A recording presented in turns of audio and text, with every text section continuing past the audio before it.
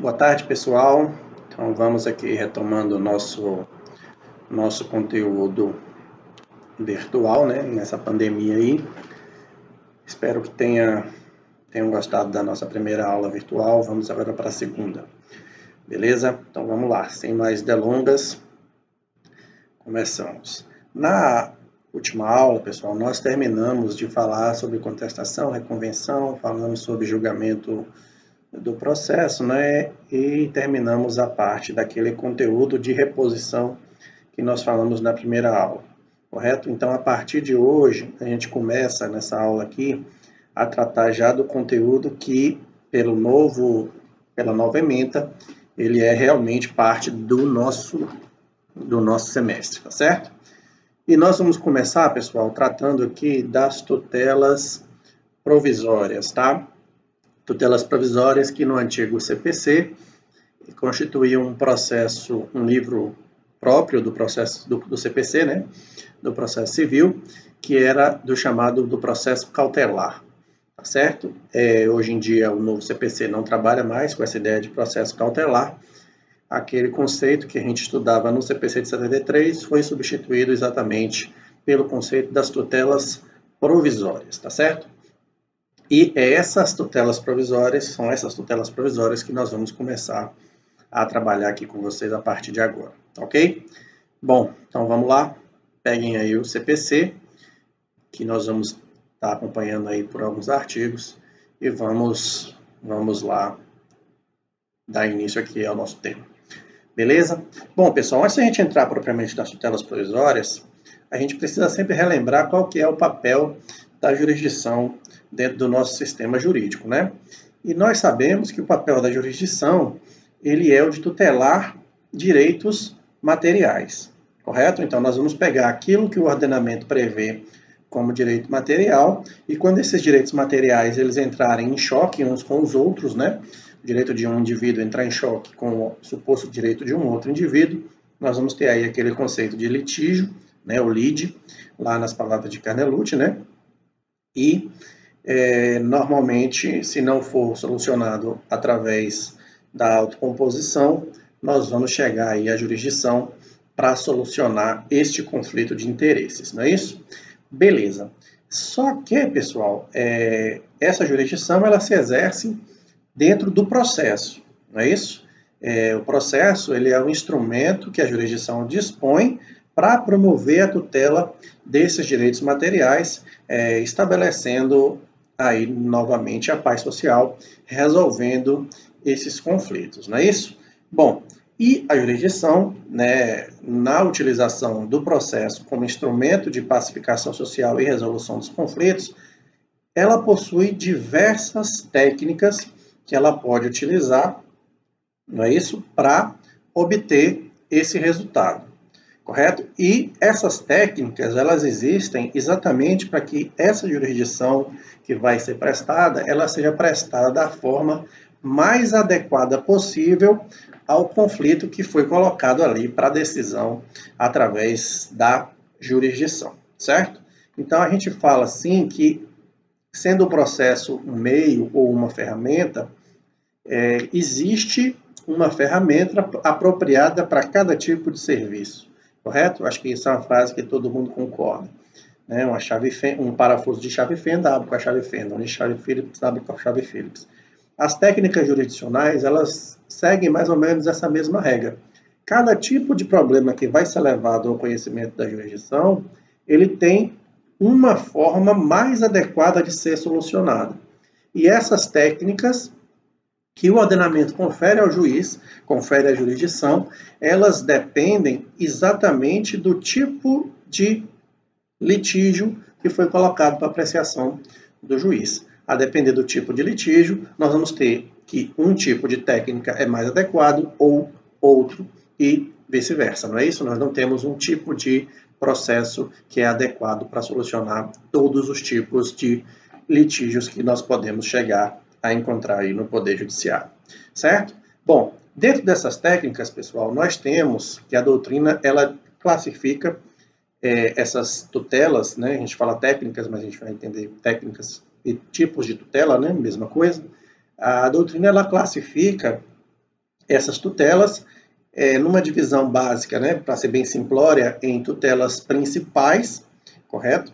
Que são aquelas formas de tutela do direito material em que há ali uma resolução do conflito de maneira definitiva, ou seja, o judiciário, através da jurisdição, ele vai entregar uma solução definitiva para o conflito, tá certo? E dentro dessas técnicas, desses tipos de tutela, chamada de tutelas principais, nós vamos ter aí o processo de conhecimento, não é isso? Em que nós vamos certificar o direito, né? Dizer quem tem o direito material, nós vamos ali dizer qual direito deve prevalecer, e nós temos também o processo de execução, em que nós vamos satisfazer o direito, ou seja, nós vamos entregar efetivamente o direito que foi reconhecido à pessoa que foi vencedora na demanda, ou que possui um título executivo, como vocês verão nos próximos semestres no processo de execução. Certo? Então, as tutelas principais, elas são essas, as que exercem e possuem um caráter de definitividade. Ou elas certificam um direito, ou elas entregam esse direito à pessoa. Certo? Essas são as tutelas principais. Mas o nosso ordenamento também prevê as chamadas tutelas diferenciadas. Certo? E essas tutelas diferenciadas, elas têm como característica, ao contrário das tutelas principais, a característica da provisoriedade, certo? Então, essa tutela diferenciada, ela não vai regular a questão de forma definitiva. Ela vai fazer uma regulação temporária, provisória. Por que provisória, pessoal? Porque nós sabemos que o processo, embora ele seja previsto no mundo ideal para ser uma coisa célere, nós sabemos que na prática o processo jurisdicional ele demanda bastante tempo entre o seu começo e o seu final, não é? Entre o seu começo e o atingimento do seu objetivo lá na frente. Né? Então, entre a propositura da petição inicial e a sentença do juiz, demanda tempo, e não raro, um tempo bem considerável, correto? Da mesma forma, no processo de execução, você inicia um processo de execução, mas você não recebe efetivamente o dinheiro que você tem para receber na semana que vem. Demora um tempo aí, com uma série de atos processuais, que considerando hoje a grande quantidade de processos que são submetidos ao Poder Judiciário e a falta de estrutura que o Poder Judiciário também normalmente dispõe, nós temos que isso demanda tempo, correto? Só que, muitas vezes, se você trabalhar apenas com a ideia de uma tutela definitiva que vai ser conferida lá no final do processo, muitas vezes você tem que esse fator tempo, ele pode por si só causar grandes prejuízos à parte titular do direito que merece a proteção do judiciário, certo? É bem conhecido aquela ideia que todo mundo sabe, o famoso ganhou, mas não levou. Não é isso? Ou ganhou, mas demorou tanto tempo para a efetivação desse direito que quando ele foi vir a ser efetivado, aquele direito ele já não tinha mais utilidade, ou pelo menos ele não tinha mais a mesma utilidade. Correto? Então, considerando que esse fator tempo ele é um fator relevante dentro da prestação jurisdicional, e isso vale para qualquer pessoa, tá? Qualquer pessoa que procura o Poder Judiciário, ela busca uma solução o mais rápido possível. E o tempo, logicamente, milita contra quem tem o direito. Não é isso, gente? É óbvio, não estou falando nada de novo aqui, certo? Então, sabendo que o processo demora, né? E sabendo que a demora do processo pode causar prejuízos por si só, o nosso sistema, ele previu as chamadas tutelas de urgência, que são as tutelas diferenciadas, que são tutelas de caráter provisório, certo? E como é que se dá no nosso sistema esse tipo de tutela provisória, tá, pessoal? Basicamente, nós temos 3 tipos de tutelas provisórias aqui no nosso novo CPC. São elas. Então, nós temos as tutelas de urgência de natureza conservativa, tá? Ou também você pode falar de natureza cautelar. Que essa aqui, pessoal, elas são exatamente, basicamente, o que você tinha de chamado de medida cautelar no regramento do CPC anterior, tá certo? Qual que é a função desse tipo de tutela aqui, conservativa ou cautelar? O próprio nome, pessoal, ele dá uma ideia para a gente bem clara do que significa esse tipo de tutela, tá? A ideia aqui é a seguinte: você tem um bem jurídico que está em disputa por duas pessoas. Esse bem jurídico pode ser qualquer tipo de conflito, qualquer direito que você pense aí, tá? Nesse tipo de conflito, quando você busca uma medida provisória, uma tutela provisória de urgência de natureza conservativa, o que você vai buscar é a conservação desse bem jurídico para que ele esteja disponível ao final do processo, certo? Imagine a situação em que duas pessoas disputam um bem jurídico, sendo que esse bem jurídico ele corre um risco de perecimento, tá certo? No curso do processo. Existindo esse risco de que esse bem venha a se perder, tá certo? No curso do processo, nós vamos trabalhar mais isso um pouco mais aprofundado mais para frente, mas existindo aqui um risco de que esse bem venha a ser perdido, perecido, né, ou perca seu valor, a parte pode requerer ao juiz uma tutela provisória de caráter conservativo para que este bem jurídico ele seja conservado, tá certo? Se você quiser visualizar de uma forma mais clara, imagine, por exemplo, que você tem um imóvel, certo? Um imóvel que está em disputa por duas pessoas e que há um risco efetivo de que esse imóvel venha a ser demolido, certo? Que ele venha a ser demolido ou por natureza humana ou por natureza acidental, né? Por exemplo, uma encosta ou um deslizamento de terra, exista um risco efetivo de que isso aconteça, tá? E para evitar que esse bem venha a se perder no curso do processo, você pede ao juiz aí uma tutela de natureza conservativa para que o juiz adote uma medida que garanta que esse bem não venha a sofrer esse perecimento, tá certo? Imagine, por exemplo, que uma das partes, você tem elementos que indicam que a parte vai destruir o bem que você está disputando com ela, tá certo? E aí você pode pedir uma medida cautelar, uma medida de urgência de caráter conservativo para impedir que esse bem seja destruído, né? De forma que você evite o famoso ganhou e não levou. O juiz vai adotar algum tipo de medida, e aí pode ser de várias formas, tá? Vai depender do caso, em que ele vai garantir que esse bem continue existindo ao final do processo, para caso a pessoa que pediu a medida de urgência seja vencedora, ela tenha o que receber ali naquele processo, tá certo? Então, as medidas de natureza conservativa ou cautelares, tá certo? Nós temos, além dessas, as medidas de urgência de caráter satisfativo, certo? Aqui nós não temos a ideia de conservar o bem como na anterior, tá certo?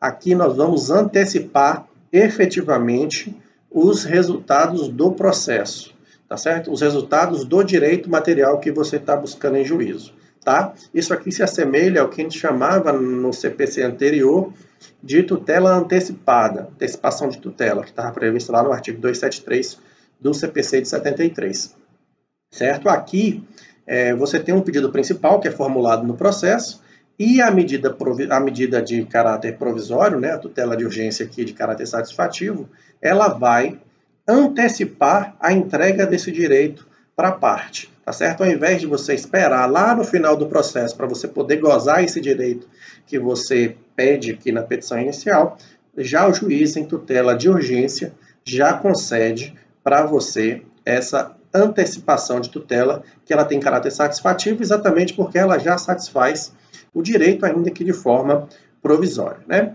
Nós temos aqui, por exemplo, a gente pode falar de uma medida bem tranquila de caráter satisfativo, a tutela de urgência de caráter satisfativo, a liminar nas ações possessórias, certo? Imagine, por exemplo, que você seja proprietário de um imóvel, certo? E que esse imóvel ele venha a sofrer um esbulho, ok? Ele venha a ser, por exemplo, invadido e você tem a sua posse esbulhada. Você perde a posse do imóvel porque alguém vem e invade, certo?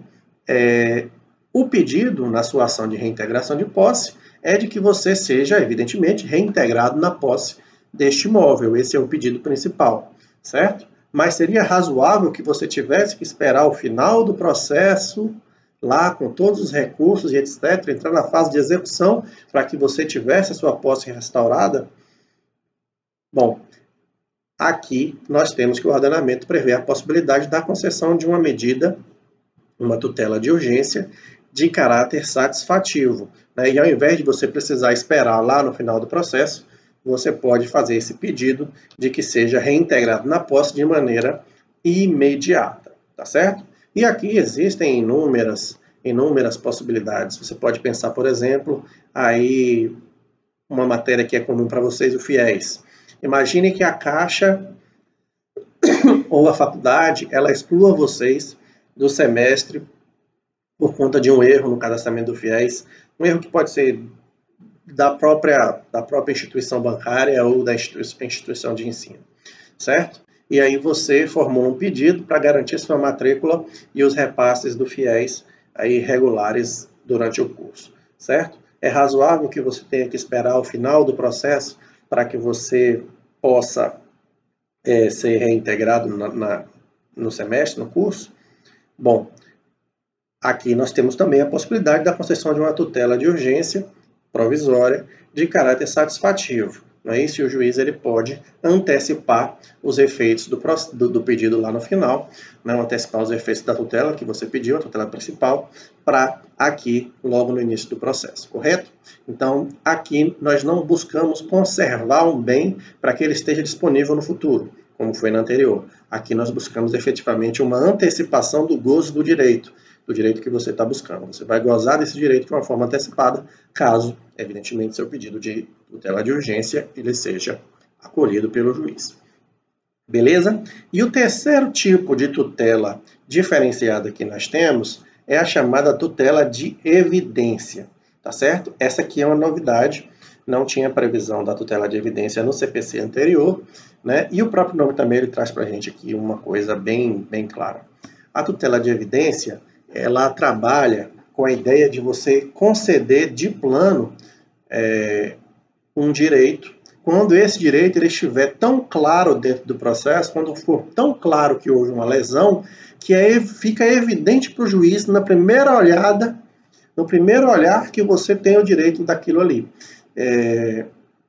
Ele se assemelha um pouco à tutela de urgência de caráter satisfativo, só que nessa tutela de evidência aqui, nós trabalhamos com direitos que eles são quase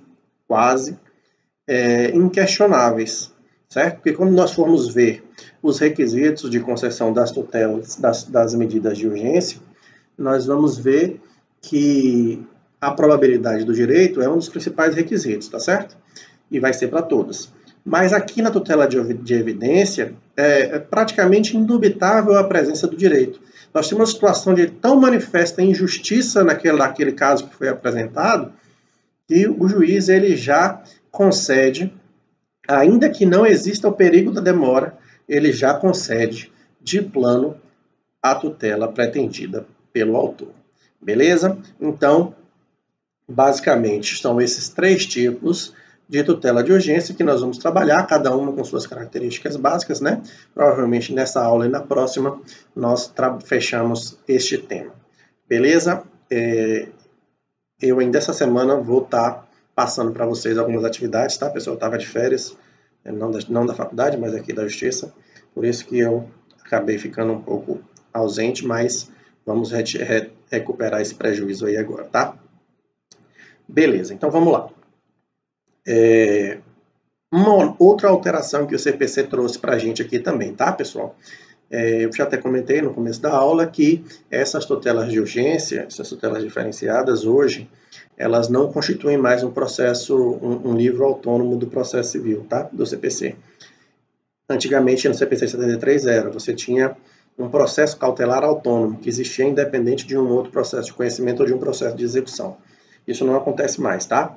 Hoje, as tutelas de urgência, elas são consideradas como um incidente dentro do processo e elas correm dentro dos mesmos autos aí que os pedidos principais.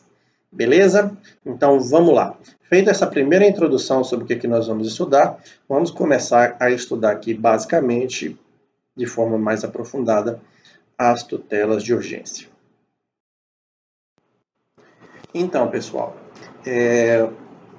começando aqui nosso estudo das tutelas de urgência, a gente começa dizendo para vocês que o antigo CPC, o CPC de 73, ele trazia uma série de procedimentos cautelares, lembrando que o processo do CPC trazia um processo cautelar, tá? Ele trazia uma série de medidas cautelares que ele classificava em medidas cautelares nominadas e inominadas, tá certo? Então, havia previsão de medidas cautelares específicas, correto? Cada tipo de medida cautelar que podia ser deferida pelo juiz tinha uma previsão própria e um procedimento próprio, certo? Evidentemente que havia a possibilidade da construção de medidas cautelares inominadas, ou seja, aquelas que não tinham um rito previsto pelo legislador. O CPC novo, ele não trabalha com essa ideia de medidas de urgência típicas e atípicas, tá certo? Medidas de urgência nominadas e inominadas. Ele não prevê essa distinção, embora a própria doutrina e a utilização, a praxe jurídica, ela tenha já esses nomes para alguns tipos de medidas cautelares ou de urgência que permanecem possíveis de serem concedidas, tá certo? Mas a ideia aqui que eu trago para vocês é que não faz diferença sob a nova ótica do CPC se há previsão, se há um nome específico para uma medida de urgência ou se não há, correto? Porque o novo CPC ele não trabalha com essa dicotomia, medidas cautelares nominadas e inominadas, e nem há uma diferença de procedimento entre essas medidas, tá certo? Então, basicamente, o que o novo CPC trabalha? Ele trabalha com o conceito de poder geral de cautela, certo? Essa é uma expressão que vocês vão ouvir muito ao longo do estudo do direito e na profissão de vocês também mais para frente, né? E esse poder geral de cautela, nós vamos falar um pouco dele agora e depois vamos falar mais decisivamente mais à frente, tá? No começo aqui a gente fazer só uma introduçãozinha do que ele trata. Esse poder geral de cautela, nós vamos encontrar ele dentro do CPC lá no artigo 297, tá? Vamos lá. Quem tiver com o CPC aí na mão, dá uma olhada lá no artigo 297. O artigo diz o seguinte, pessoal. O juiz poderá determinar as medidas que considerar adequadas para a efetivação da tutela provisória. Beleza? Observe, o juiz poderá determinar as medidas que considerar adequadas, tá certo? Ou seja, pessoal, o CPC, ele transfere para o juiz, tá certo? A faculdade de escolher dentre as várias possíveis intervenções que esse juiz poderia ter, entre os vários tipos de tutela de urgência que ele poderia conferir, o juiz é que vai decidir qual que vai ser a mais adequada, tá certo? E aqui ele vai usar tanto o conhecimento que ele tem, a prática, né, dos casos que se repetem, como a criatividade, tá? Então, o juiz é que vai dizer qual vai ser o tipo de tutela de urgência que vai ser aplicada ao caso concreto, porque, como nós falamos mais cedo, cada tipo de problema tem uma técnica mais apropriada. Então, cabe ao juiz, aí transferido pelo legislador, o poder de decidir, certo? Então, vamos lá. Como nós vamos falar mais para frente do poder geral de cautela, a princípio aqui eu só quero dizer que as medidas de urgência no novo CPC, elas são fundadas nesse poder geral de cautela, ou seja, nessa possibilidade de o juiz decidir qual é a melhor técnica de urgência a ser aplicada no caso concreto, e não como era antigamente, em que o CPC ele previa para determinadas situações um tipo específico de medida cautelar. Nós prosseguimos aqui no nosso estudo, porque nós voltaremos mais à frente a falar do poder geral de cautela de uma forma um pouco mais completa. Beleza? Então vamos lá. Vamos ver algumas classificações aqui que a doutrina faz acerca das tutelas de urgência, né, sobre alguns critérios, tá bom? Vamos lá. Primeiro critério, pessoal, que nós vamos utilizar aqui para classificação vai ser quanto à finalidade e o objeto da medida, ou seja, o que essa medida busca e qual é o objeto que vai ser protegido por essa medida, tá? Sobre esse critério, nós vamos trabalhar com três tipos de classificação, tá certo? Primeiro, nós vamos trabalhar, número 1, medidas cautelares para assegurar bens, certo? Essa aqui, pessoal, ela trata de tutelas de urgência que tem a finalidade de manter o atual estado das coisas, tá? Elas são aquelas que a gente viu lá de caráter conservativo, tá? A ideia é evitar perecimento de bens e direitos, né, durante o curso do processo. É manter o estado atual das coisas para que no final do processo você possa entregar uma tutela jurisdicional que seja útil, tá certo? Então, primeira, medidas cautelares para assegurar bens. Segunda, medidas cautelares para assegurar pessoas. Aqui, pessoal, a gente não pode usar exatamente a mesma linguagem, porque quando a gente trata de pessoas, as coisas elas são um pouco diferentes, tá? Mas a gente pode falar que são muitas medidas aplicáveis no âmbito do direito de família e do direito da criança e do adolescente, tá? No Estatuto da Criança e do Adolescente. Aqui nós podemos trabalhar, por exemplo, com medidas relacionadas à guarda provisória, a alimentos provisórios, alimentos provisionais. São tutelas de urgências que têm finalidade de satisfação de necessidades urgentes de pessoas e não de direitos, tá? Então aqui a gente não conserva a pessoa porque não faz muito sentido essa frase, tá? A gente tutela direitos e tutela a dignidade da pessoa humana, né? Como se trata de pessoas, a gente tem um regramento um pouco mais complexo. Beleza? E a terceira são as medidas de urgência para assegurar provas. Beleza? Essas aqui, pessoal, elas têm a finalidade não de conceder um direito, mas de produzir uma prova, tá, de forma antecipada, porque há um risco de que não possa ser produzida essa prova no futuro. Correto? Então, você entra com uma medida de tutela de urgência de caráter probatório, certo? Para assegurar provas, para que esta prova ela possa ser protegida e possa ser utilizada no processo no futuro. Vou dar um exemplo aqui que vai ficar bem claro para vocês. Imagine que você tem uma testemunha que viu, que presenciou um ato ilícito de natureza civil, tá certo? Vamos imaginar aí uma negociação de uma sociedade empresária, tá certo? E você tem ali uma testemunha que acompanhou a celebração de um negócio jurídico, certo? E esse negócio veio a dar uma celeuma jurídica, né, mais para frente, que vai desaguar no processo. Só que esta pessoa que acompanhou e que vai servir como sua testemunha mais à frente, né, que vai servir como prova testemunhal mais à frente, imagine que essa pessoa está doente, certo? E está doente correndo risco de vida, né? Uma doença grave em que essa pessoa pode vir a falecer a qualquer momento.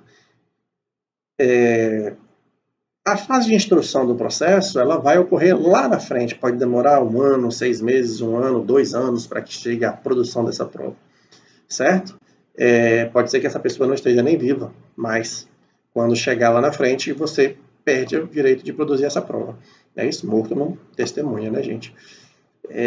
Então, pessoal, é possível a concessão de uma medida aí, uma tutela de urgência, para assegurar provas, para garantir que lá na frente você possa coletar desde já essa prova, ou seja, você pode coletar o depoimento dessa testemunha de forma antecipada, para que ele seja utilizado lá na frente. Beleza? Então, sob esse critério relacionado à finalidade e objeto, nós temos aí na doutrina essa possível classificação. Evidentemente, sempre lembrando que cada doutrinador pode utilizar critérios de classificação distintos, né, gente? Então, a gente está usando aqui um dos tipos possíveis de classificação. Sobre outro critério que nós vamos utilizar agora, quanto ao momento em que as tutelas de urgência elas são deferidas, tá certo? Aqui são dois, tá, pessoal? Dois tipos que nós vamos ver, mas antes da gente chegar em quais são esses tipos, eu queria ler com vocês o artigo 294, parágrafo único do CPC, quem quiser pode acompanhar aí. O que diz o artigo, pessoal? A tutela provisória de urgência, cautelar ou antecipada, pode ser concedida em caráter antecedente ou incidental. Beleza? A questão de ser cautelar antecipada nós já vimos mais acima, né? A cautelar é aquela de natureza conservativa, a antecipada é aquela de natureza satisfativa, tá? Nós não vamos entrar novamente nessa classificação, porque aqui o que importa para a gente é o momento e não o tipo de providência, tá? Sob esse critério, pessoal, o Código fala que ela poderá ser concedida em caráter antecedente ou incidental. Então, são esses dois tipos aí que nós temos. Nós temos as tutelas provisórias de caráter antecedente, que é a primeira, e nós temos as tutelas provisórias de caráter incidental. Beleza? Vamos lá. A primeira, tutela de caráter antecedente. Essa aqui, pessoal, é um pedido de tutela provisória que vai anteceder a própria formulação do processo principal. Ou seja, antes de você formular o seu pedido principal, né, você já vai ali apresentar o seu pedido de tutela de urgência, ok? O seu pedido de tutela de urgência, que após ser deferido, se for, né, aí você sim vai apresentar o pedido principal. Nós vamos ver essa tutela antecedente de forma mais detalhada mais à frente, tá certo? E a tutela provisória de natureza incidental é aquela que é requerida e deferida no curso do processo principal. Ou seja, você ingressa com o processo principal e dentro desse processo, já na petição inicial ou no curso dele, né, você pode fazer o pedido da tutela de urgência, tá? Então, antecedente, porque ela antecede o pedido principal, e incidental, porque ela ocorre junto ou após a apresentação desse pedido. Beleza? Bom, feita essa classificação, vamos passar aqui para quais são os requisitos das tutelas de urgência, tá, pessoal? Esses aqui se aplicam para todas, tá bom? Evidentemente que nós vamos ver que haverá uma graduação entre uma e outra. Nós vamos chegar mais para frente quando a gente aprofundar mais isso aqui. Beleza? Vamos lá. Quais são os requisitos das tutelas de urgência? Vamos começar lendo o que diz o artigo 300 do Código, tá, pessoal? Então vamos lá, quem tiver aí acompanha. O artigo 300 diz o seguinte: a tutela de urgência será concedida quando houver elementos que evidenciem a probabilidade do direito e o perigo de dano ou risco ao resultado útil do processo. Tá? Aqui nós temos os dois principais requisitos para a concessão de qualquer tutela de urgência que você venha a pleitear. Tá? Probabilidade do direito, perigo de dano ou risco ao resultado útil do processo. Tá? Como é que nós trabalhamos com esses conceitos na doutrina? Vamos lá. Primeiro requisito, pessoal. Primeiro requisito é não sei se vocês já ouviram essa expressão, provavelmente sim, é o chamado fumus boni iuris. Fumus boni iuris, ou traduzindo em português, fumaça do bom direito, tá?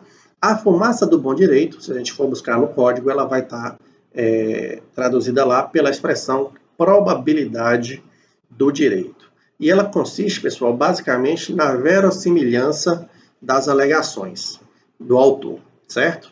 Verossimilhança das alegações de quem formula o pedido da tutela de urgência. É a probabilidade de que aquelas alegações venham a ser acolhidas mais na frente, certo? Então, o fumus boni iuris é aquela circunstância que você pega ali no pedido do autor e você fala, não, isso aqui provavelmente é verdade, isso aqui provavelmente aconteceu e esse direito aqui provavelmente existe, certo? Então aqui é um juízo de probabilidade. Ele incute na pessoa de quem lê, uma confiança de que aquele direito realmente ele foi violado, tá certo? Você lendo a petição, lendo o pedido formulado pelo autor, você tem ali uma confiança, né, uma plausibilidade do direito. Você fala se realmente isso aqui faz sentido, é provável que isso tenha acontecido. Então, vamos trabalhar um exemplo aqui para vocês para ver se fica claro aí a fumaça do bom direito. Imagine você que você entra com uma ação contra a União, você é um advogado, né? Você recebe um cliente, você entra com uma ação contra a União, alegando que abriram uma empresa no nome do seu cliente, certo? Abriram uma empresa no nome do seu cliente e com essa empresa praticaram diversos golpes, tomaram empréstimos bancários, se sonegaram tributos e etc. Certo? E aí o seu cliente veio ser cobrado, né? Alguém pegou o documento do seu cliente e abriu essa empresa aí fraudulentamente, sem que ele tenha qualquer conhecimento desses fatos, certo? Beleza, esse é o fato.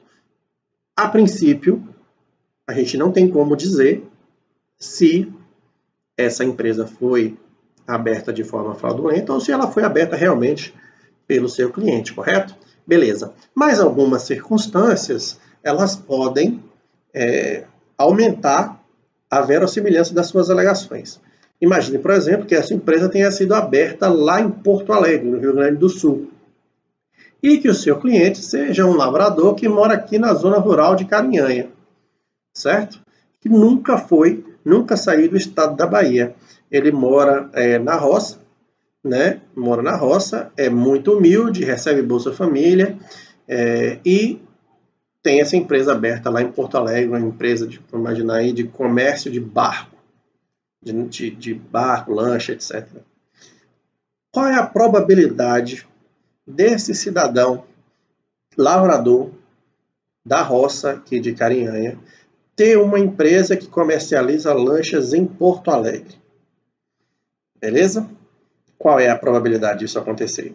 Aqui, nesse nosso exemplo, nós temos que há uma verossimilhança forte das alegações do autor. O que ele narrou é muito provável de ser verdade. Então, é muito provável que ele efetivamente não tenha aberto essa empresa lá em Porto Alegre, correto? Então, aqui a gente pode dizer que há presença dessa fumaça do bom direito nesse caso. Correto?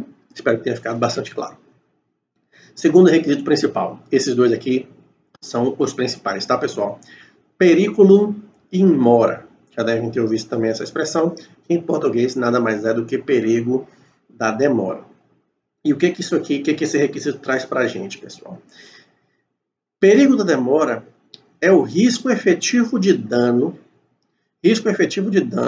que a demora natural do processo possa vir a causar ao direito da parte. Ou seja, essa demora que esse processo vai ter, ela produz efetivamente algum prejuízo à parte? Se sim, nós temos a presença do perigo da demora. Se não, nós não temos a presença do perigo da demora, certo? Vamos voltar aqui para o nosso exemplo aqui que a gente acabou de trabalhar. Imagine que o nome do seu cliente foi colocado no SPC, no Serasa, ele está sendo cobrado, corre risco de penhora de bens, etc. Há um risco na demora deste processo? Sim, né? Se você não concede a tutela de urgência, aqui, ele vai sofrer muito prejuízo, ele fica sem crédito, ele fica sem poder comprar nada, ele fica com o nome sujo, correto? Então, nós temos aqui que a demora do processo ela pode causar efetivamente um prejuízo, sim, ao cidadão. E quando é que não há esse prejuízo? Imagine você uma situação em que você pretenda formular um pedido relacionado a uma circunstância que aconteceu há 5 anos atrás, correto? Aconteceu há 5 anos atrás. E hoje você vem ao Poder Judiciário. Sempre lembrando, o perigo da demora está muito relacionado ao conceito de urgência, tá, gente? Muito relacionado ao conceito de urgência. Uma coisa que você esperou 5 anos para pedir, ela é urgente? Complicado, né? Então, esse é um dos fatores que a gente utiliza para avaliar se há ou não a presença do perigo da demora. é urgente? Se é urgente, por que você demorou 5 anos para vir pedir? Correto? E qual é a urgência? Qual é o risco que você começou a correr agora que justifica esse perigo da demora? Ok? Então, o perigo da demora, pessoal, nada mais é do que esse risco efetivo de dano. Você tem que comprovar, para a concessão da sua tutela de urgência, que a demora do processo ela pode te causar um prejuízo grande ou grave, certo?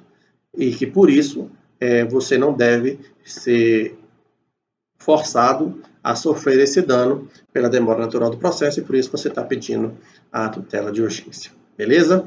Claro aí? Fomos boniores, periculum in mora? Beleza. Esses são os dois principais, tá, gente? Vocês vão ver que vai ter sempre gradações, né? Quanto mais fumos boniures você encontra, menos perigo da demora você precisa comprovar.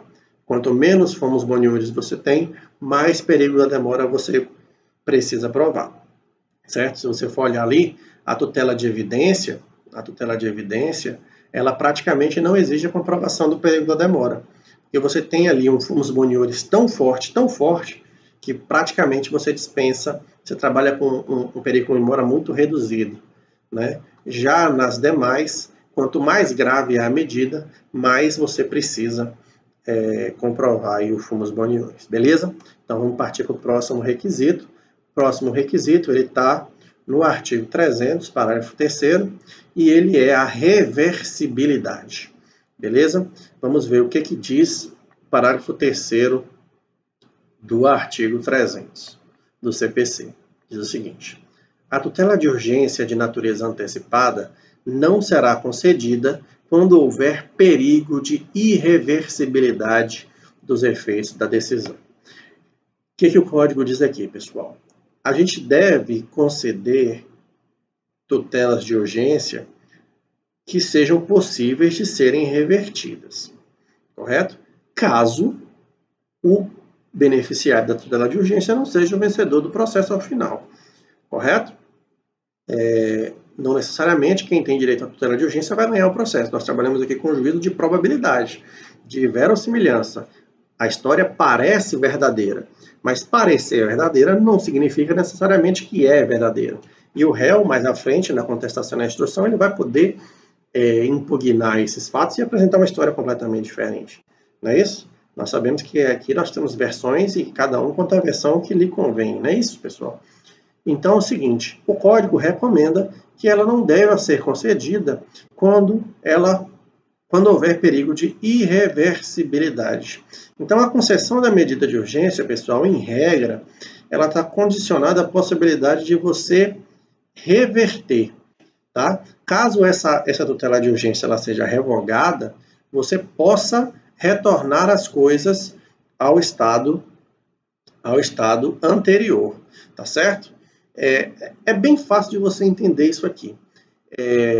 Nós falamos que o tempo ele gera um ônus, né, para uma das partes.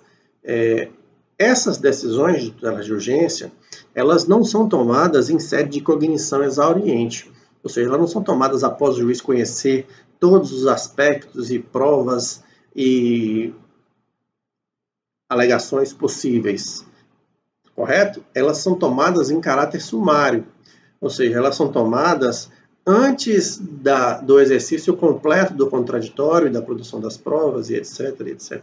E é possível que uma coisa que parecia correta no início do processo para você seja desmentida ao final, correto? Seja desmentida ao final. E se você toma uma medida de caráter irreversível agora no começo, e mais à frente você percebe que, na verdade, quem tinha razão era o réu, você acaba impondo ao réu um dano irreversível e grave, tá certo? Então, a ideia da reversibilidade é de que seja possível que você retorne as coisas ao estado anterior. E aqui eu queria tratar com vocês de uma expressão também doutrinária muito importante, que vocês vão encontrar aí também na jurisprudência, que é o chamado perigo da demora inverso ou reverso. E ele está relacionado exatamente aqui a essa reversibilidade das tutelas de urgência.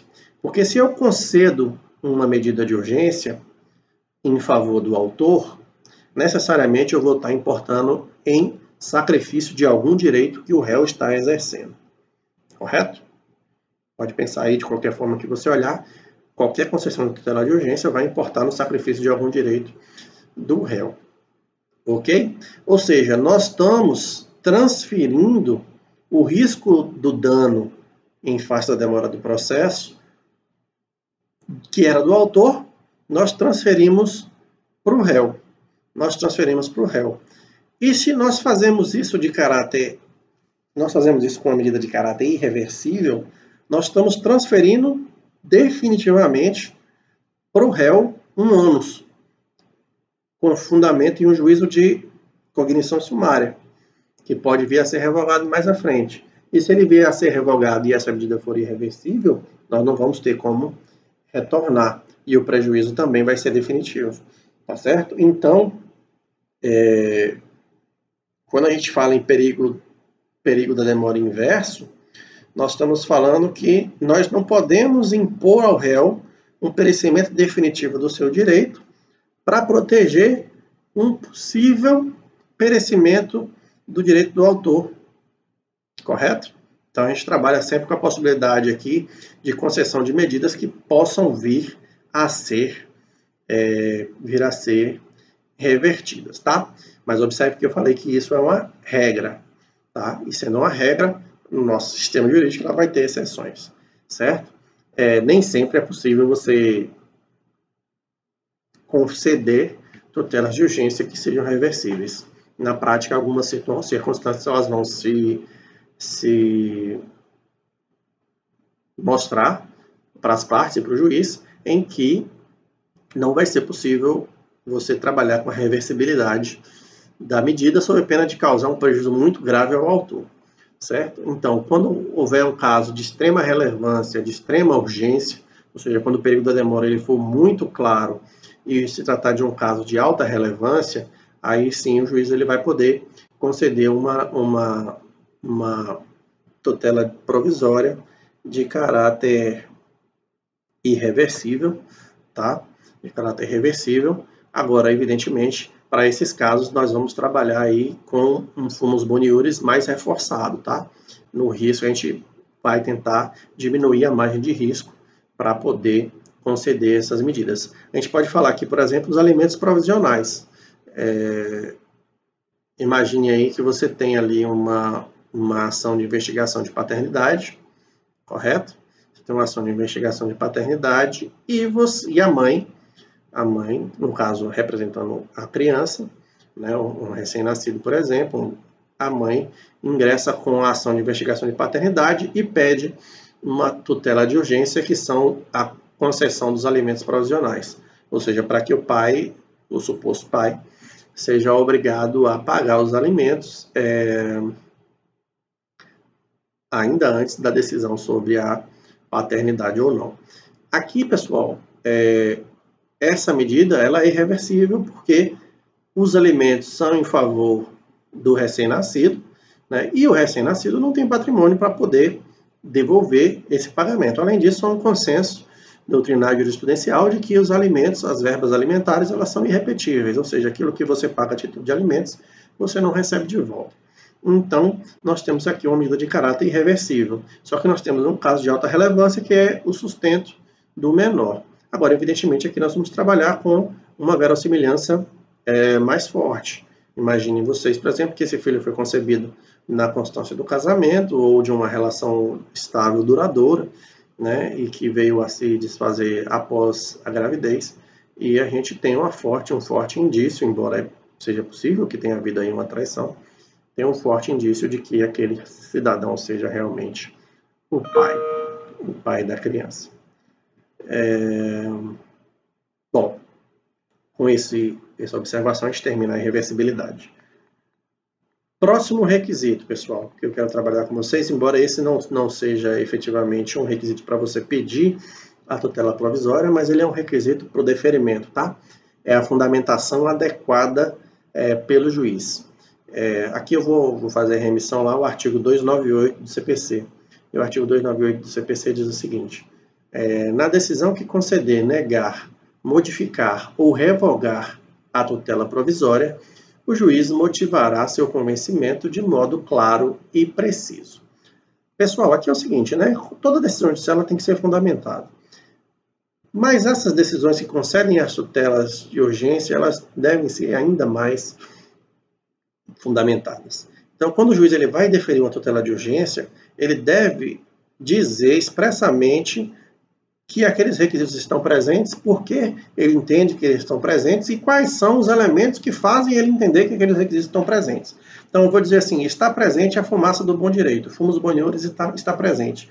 Mas não basta eu dizer isso, eu tenho que dizer por que eu entendo que está presente o fumus boniores. Naquele exemplo que a gente deu do lavrador, eu vou dizer, o fumus boniores está comprovado, porque aqui nos autos há elementos que indicam que o autor é trabalhador rural, que mora aqui na zona rural do interior da Bahia, que nunca saiu do estado, nunca esteve em Porto Alegre, não tem nem patrimônio para ser dono de uma loja de lanche. Então, eu entendo que está provada a verossimilhança.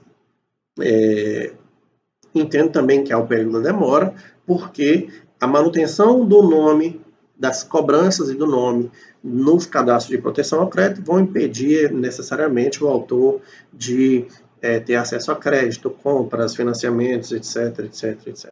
Certo? Defiro a medida também, porque ela não é irreversível. Se ao final for provado que o autor realmente abriu a empresa, a União pode voltar a cobrar os tributos normalmente, né? E também o nome dele pode ser novamente incluído no Serasa, SPC, etc. e tal, e tal, e tal. Então, aqui há uma necessidade de que o juiz fundamente expressamente acerca dos requisitos que ele entendeu presentes, tá? De qualquer sorte, pessoal, essa aferição e essa fundamentação aqui, ela é feita em caráter de cognição sumária, tá? Ou seja, ela é feita antes da colheita de todos os elementos probatórios da instrução do processo. Então, o juiz ele faz ali, com o que já tem nos autos, logo no começo, ele vai fazer um juízo de verossimilhança, um juízo de probabilidade acerca daquele direito, e esse juízo, evidentemente, ele pode vir a ser afastado mais à frente com a instrução do processo, e essa tutela de urgência ela pode ser, inclusive, revogada. Beleza? Beleza. Nós falamos que existem inúmeros tipos, fizemos algumas classificações, não é? Inúmeros tipos de medidas, tá? Tutelas de urgência, e é importante trazer para vocês que essas tutelas de urgência, elas são dotadas de uma característica que é a fungibilidade. Ou seja, o juiz ele vai conceder a tutela que seja mais adequada ao caso, mesmo que esta não tenha sido a requerida pela parte, correto? Imagine que a parte fez um pedido X, mas o juiz, analisando aquele caso, ele entende que, na verdade, a medida mais adequada para aquele caso não é o X, é o Y. Então, o juiz ele pode conceder o Y no lugar de X sem problema, porque as tutelas de urgência elas são fungíveis. Ou seja, pode-se colocar uma por outra que não vai ter problema, tá? E daqui também decorre que se você formular um pedido com uma denominação errada, isso não impede que o juiz conceda a sua tutela corretamente, porque, como eu disse, vale uma pela outra, sem maiores problemas. Beleza?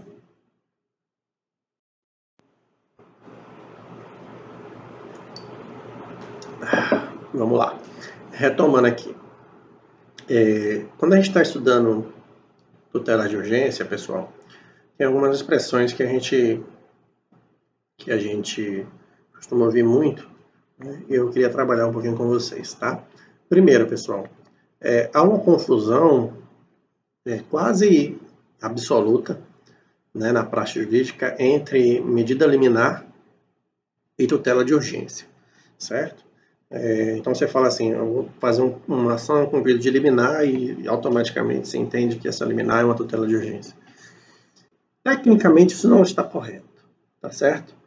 Porque medida liminar na verdade, liminar vem de limiar, vem de algo que é no início. Então, medida liminar, na verdade, é aquilo que é a medida que ocorre no começo do processo, que pode ser uma tutela de urgência ou não. Tá certo?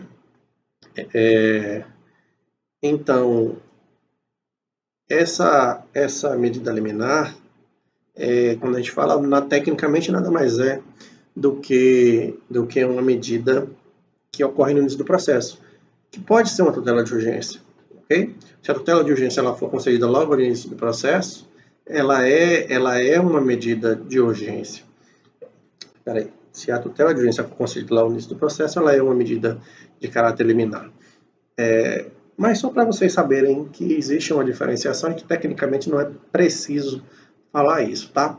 Mas vamos trabalhar aqui com a ideia de que essa tutela de urgência em caráter liminar, ou seja, no início do processo, ela pode ser concedida antes da oitiva da parte contrária ou após justificação prévia. Isso é o que está escrito lá no artigo 300, parágrafo 2º. Ele diz o seguinte: a tutela de urgência ela pode ser concedida liminarmente ou após justificação prévia. Beleza? Então, o nosso CPC, nesse artigo 300, parágrafo 2º, ele diz que a tutela de urgência ela pode ser concedida em caráter liminar ou após justificação prévia. Beleza? Então vamos lá. Essa liminar aí que ele fala, a gente quando ele fala liminarmente, é a concessão da tutela de urgência chamada de inaudita altera parte. Ou par, você também vai encontrar em algum lugar. Inaudita altera parte. Que é o quê? Que é a concessão da medida liminar sem a oitiva da parte contrária. Ok? Então, assim, antes de ouvir a parte contrária no processo, o juiz ele já pode conceder essa medida de urgência aí em caráter liminar. Evidentemente que essa não é a regra, tá, gente? Nós temos no nosso processo civil a regra que vigora do princípio do contraditório, tá? Mas é possível aí a concessão dessa medida inaudita altera pars, tá ok? Mas vamos lá, quando é que vai ser possível que o juiz conceda essa medida inaudita altera parte ou inaudita altera pars? Ou seja, sem a oitiva da parte contrária. Para que você possa trabalhar com isso aqui, pessoal, você tem que trabalhar com a seguinte ideia. A ciência da parte contrária, ou o tempo necessário para que a parte contrária se manifeste, ela importa num risco grave ao bem, correto? Isso pode decorrer de várias formas, tá, pessoal? Pode decorrer de uma ação do próprio réu, não é isso? O réu, sabendo que você fez o pedido, ele pode tomar medidas para impedir que esse pedido seja concretizado, não é isso? Ou ele pode decorrer até de fatores naturais, tá certo? Você tem ali uma medida de urgência tão grande que ela não pode esperar. Ela não pode esperar ali 5, 10 dias para que o juiz ouça o réu para ele se manifestar sobre o pedido. Então, nós temos uma urgência tão grande que é necessária a intervenção imediata do juiz com a concessão de uma medida liminar inaudita altera parte, certo? Então, nós temos essas duas possibilidades. A primeira, que a ciência da medida possa inutilizá-la, né? A ciência pelo réu. Né? O réu, se ele souber que você está fazendo esse pedido, ele pode adotar uma conduta que impeça depois, mais à frente, a efetivação da medida. Ou uma urgência tamanha que não possa esperar nada. Tá, ok? Tem que ser ali imediatamente. De qualquer sorte, pessoal, aqui nós vamos ter a concessão e o cumprimento da medida antes da ciência da parte contrária, tá? Então nós não vamos nem intimar a parte para se manifestar. Antes de qualquer coisa, o juiz já defere aí, já decide sobre a tutela de urgência. De qualquer sorte, pessoal, aqui nós não vamos excluir o contraditório, tá? Nós vamos apenas postergar. Depois do cumprimento da medida, efetivamente a parte réu ela vai poder se manifestar sobre essa medida, inclusive trazendo novos elementos que podem importar até na revogação da medida, tá? Então, nós temos essa primeira forma que nós falamos, a inaudita altera a parte, e nós temos aqui a segunda forma, que é a regra, que diz que está classificada ali pela posta justificação prévia. O que a gente trabalha aqui, pessoal? Imagine que o juiz recebeu um pedido de tutela de urgência inaudita altera a parte, tá certo? Mas, evidentemente, que esse pedido de tutela de urgência inaudita altera a parte, ele foi elaborado pelo advogado do autor, né? E o juiz ele pode entender que não há tanta urgência assim, certo? Ou que não há risco de que o réu pratique atos contra a efetivação da medida, certo? Então, o juiz ele pode entender que não é o caso de concessão de uma medida liminar, tá? Que não é o caso de concessão de uma tutela de urgência de caráter liminar, mas que é necessário, antes da concessão da medida, que você exerça efetivamente o contraditório, que essa é a regra do processo, tá, pessoal? É a regra do processo civil, é respeito ao princípio do contraditório. Então, nessas hipóteses, o juiz ele pode determinar a justificação prévia. E o que é essa justificação prévia? É intimar o réu para que ele se manifeste sobre o pedido de tutela de urgência, tá? Observe que ele não vai se manifestar aqui, não é a contestação, tá? Não vai se manifestar sobre todos os fatos do pedido. Essa justificação prévia, ele vai se manifestar apenas sobre o pedido de tutela de urgência, ok? Então, ele pode se manifestar se opondo ao pedido de tutela de urgência e apresentar suas razões. E essas razões, evidentemente, vão ser levadas em consideração pelo juízo, tá certo? O contraditório amplo mesmo só vai ser exercido lá na contestação, tá ok? Porque isso aqui nós estamos ainda na fase bem inicial do processo. Beleza, pessoal? Espero que não tenha ficado nenhuma dúvida. Caso haja dúvida nesse ponto, podem mandar para mim por e-mail ou pelo WhatsApp. Vamos lá. Outro conceito que eu quero trabalhar com vocês aí é o que está dito aí no artigo 300, parágrafo 1º. E esse artigo 300, parágrafo 1º, ele trata do que a gente chama de contracautela. Tá ok? Vamos lá. O que diz o parágrafo 1º do artigo 300? Para a concessão da tutela de urgência, o juiz pode, conforme o caso, exigir caução real ou fidejussória idônea para ressarcir os danos que a outra parte possa vir a sofrer, podendo a caução ser dispensada se a parte economicamente hipossuficiente não puder oferecê-la. Aqui, pessoal, o próprio nome diz, é uma contracautela, ele está querendo dizer o seguinte: o juiz ele vai deferir o seu pedido de tutela de urgência, beleza? Esse pedido de tutela de urgência, evidentemente, ele vai impor algum tipo de prejuízo ao réu, certo? E o juiz ele pode exigir que você apresente uma garantia real, ou seja, uma garantia fundada em bens, uma garantia pessoal, que é a fidejussória, né? Aval, fiança, etc. Essa garantia dizendo o seguinte: tá, eu defiro a sua medida liminar, sua tutela de urgência, mas você vai apresentar a garantia aqui de que vai apresentar uma caução real ou fidejussória, né? De que caso essa tutela de urgência venha a ser revogada, né? Porque você responde por ela, né, caso ela venha a ser revogada, você vai ter como ressarcir o réu dos prejuízos. Beleza? Então, esse aqui é o conceito de contracautela, tá? Essa caução real ou fidejussória aí que o juiz pode exigir para deferir uma tutela de urgência requerida pelo autor. Beleza? Vamos lá. Quem é que tem iniciativa para formular esses pedidos de tutela de urgência, pessoal? Aqui eu vou remeter vocês lá ao artigo 299. O que diz o 299? O artigo 299 diz o seguinte: a tutela provisória será requerida ao juízo da causa e, quando antecedente, ao juízo competente para conhecer do pedido principal. A doutrina majoritária, pessoal, ela entende aqui, e já era assim desde o CPC anterior, que as tutelas de urgência, em regra, elas dependem de requerimento da parte. Ou seja, se você quer uma tutela de urgência, cabe a você formular o requerimento. O juiz ele deve evitar concessão de tutelas de urgência de ofício, certo? Um dos elementos que são importantes para a gente entender por que você deve evitar a concessão de medidas de urgência de ofício está lá no artigo 302.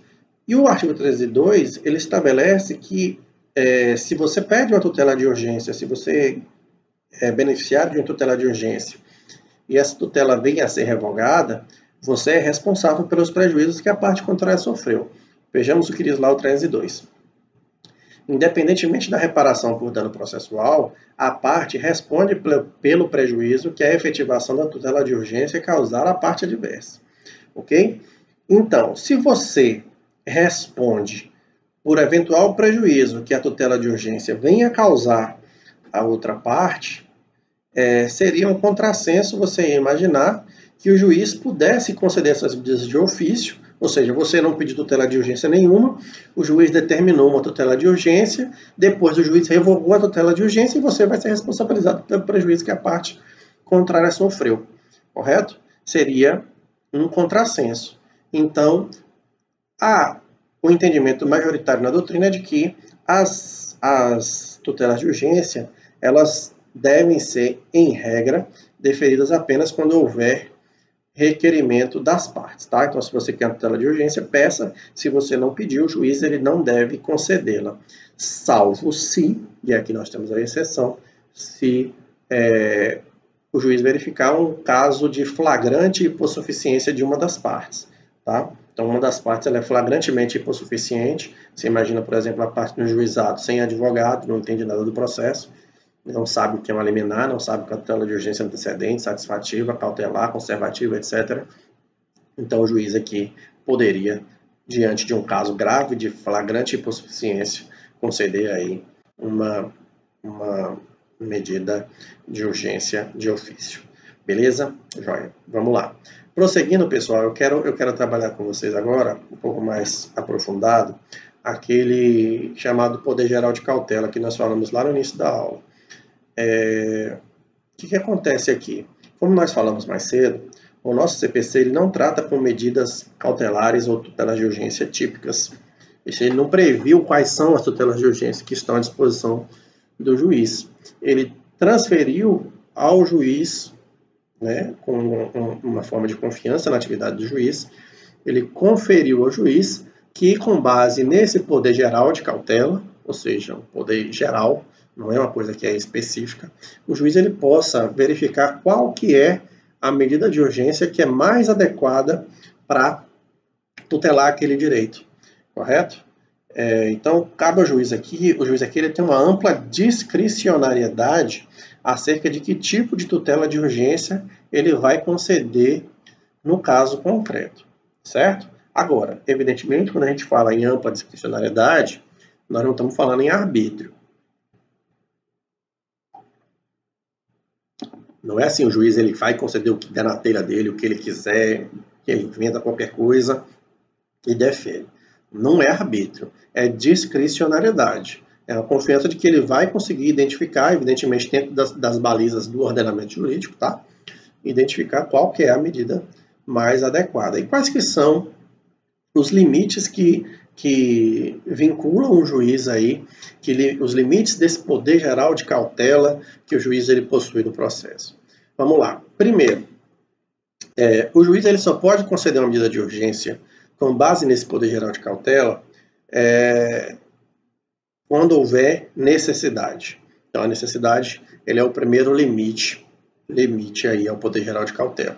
Ou seja, uma medida de urgência ela só deve ser deferida se ela for indispensável à proteção do bem jurídico. Ou seja, se o juiz não conceder aquela medida de urgência, haverá um prejuízo para a parte. Então, a necessidade é o primeiro limite. Uma medida desnecessária não deve ser concedida. Segundo, proporcionalidade. Pessoal, essa proporcionalidade aqui, ela deve estar relacionada ao pedido principal que vai ser formulado, ok? Uma tutela de urgência, ela não pode jamais ser mais grave do que a providência final que você pede no processo. Então, a tutela de urgência ela deve guardar uma relação de proporcionalidade entre a medida de urgência e aquilo que você pede lá ao final do processo. Você não pode conceder uma medida de urgência que seja mais gravosa do que o pedido final.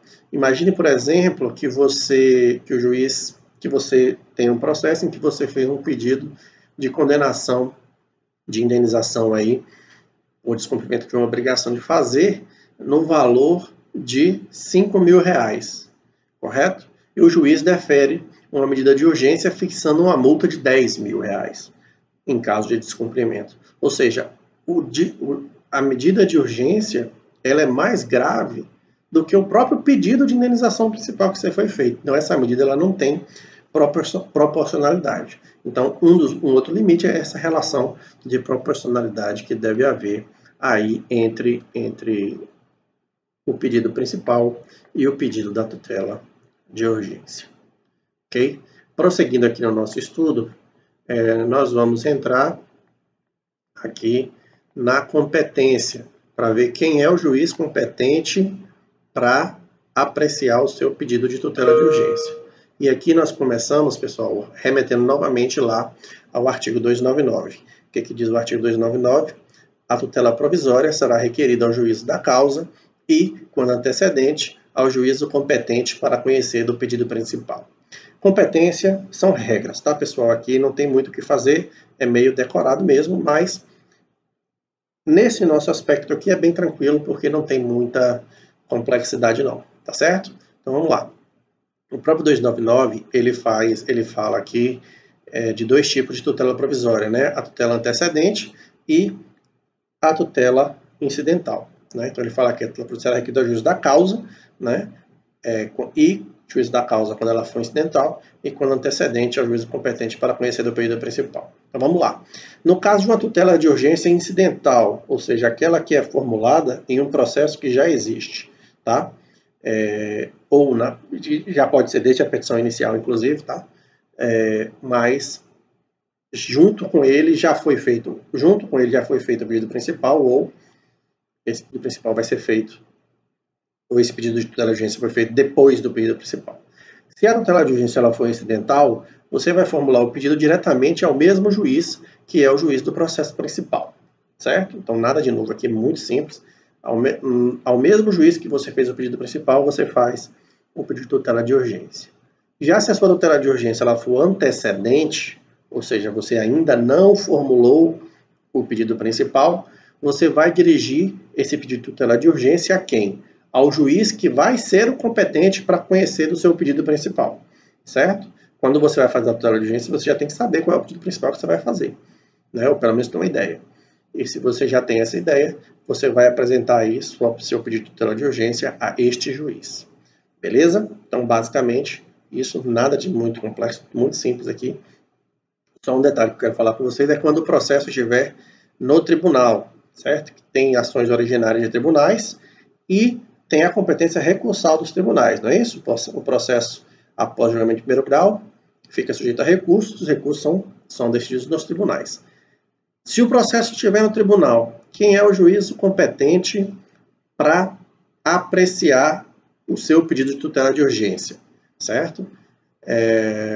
Primeiro, pessoal, vai ser competente o órgão competente para conhecer da ação originária do recurso, tá certo? Então, se o recurso for distribuído lá para a segunda turma criminal do TJ Bahia, é a segunda turma criminal que vai ser a competente para decidir acerca das tutelas de urgência, correto?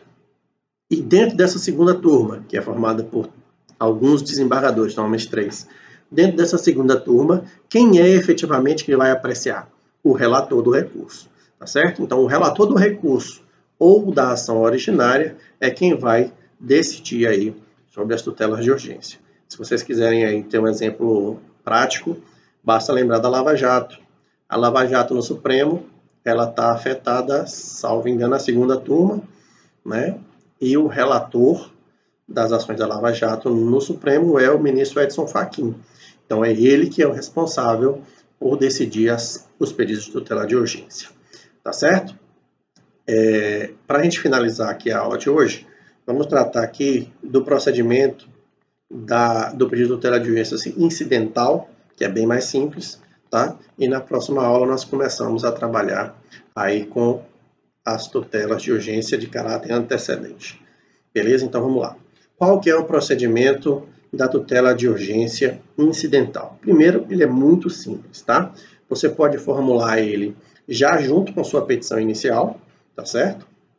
Por simples ou por simples petição nos autos. Então, você pode formular dentro da sua petição inicial um pedido de tutela de urgência, ou você pode apresentar depois da sua petição inicial em uma petição simples, simplesmente requerendo aí a concessão da tutela de urgência e por que você está pedindo, né? Evidentemente, você vai ter que indicar a presença dos requisitos. Então, fomos boniures e o periculum in mora. Você vai ter que estar demonstrando na sua petição, ou na inicial, ou na petição simples mais à frente incidental, ok?